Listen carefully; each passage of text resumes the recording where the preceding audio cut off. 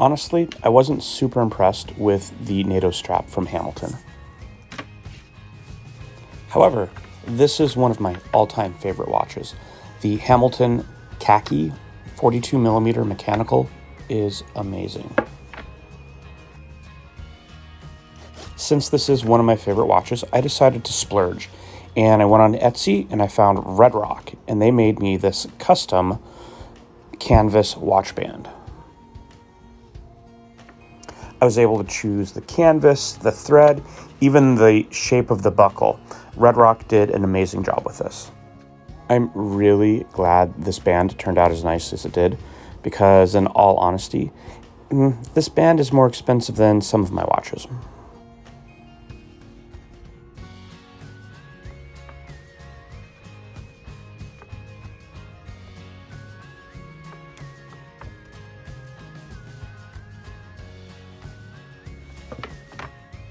The biggest problem with having a nice watch collection is actually choosing which watch to wear that day.